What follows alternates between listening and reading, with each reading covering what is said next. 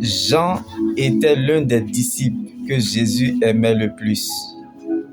Parce que Jean aimait tellement Dieu, à telle enseigne que Dieu était son berger et lui le mouton.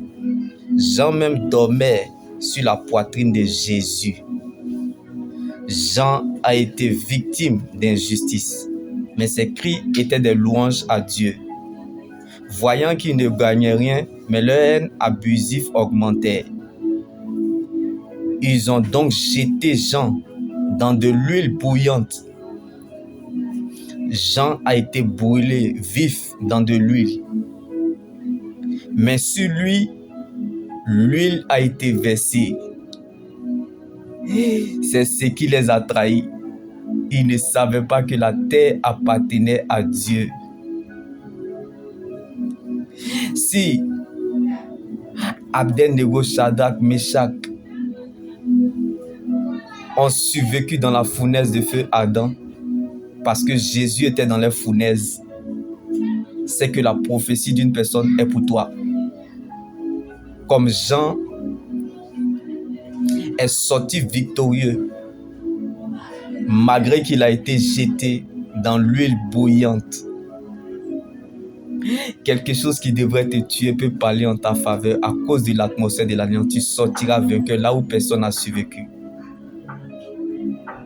Comme Jean a été versé dans l'huile bouillante, jeté dans de l'huile vive, brûlé. Mais sur lui, l'huile a été versée. Là où le péché a abondé, la grâce de Dieu a surabondé. Alors attache-toi à ce que tu crois, à la parole de Dieu. Finis toujours par remettre chacun dans le couloir de sa destinée. La Bible déclare que lorsque André est sorti, il n'y avait même pas de séquelles, il n'y avait même pas de taches de brûlure sur lui. Ah, le Dieu que nous servons, c'est toujours délivrer de l'épreuve ceux qui l'honorent, ceux qui comptent sur lui et dépendent de sa parole. Un mot ne loue pas Dieu.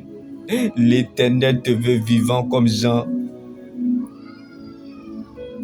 Parfois, tu ne sais pas ce que tu veux. C'est l'Éternel qui te manque. Va au pied du Seigneur Jésus-Christ. Comme Jean, car la fête changera de camp. Comme David dans la bataille contre Goliath, l'Éternel est devenu sévère parce que David se trouvait dans la présence de Dieu. Là où se trouve ta richesse, c'est là où se trouve ton cœur. Mettons donc les caméras sur Jésus. Là où est ta foi est ta victoire. Mais là où est ton ignorance sera bel et bien ta défaite.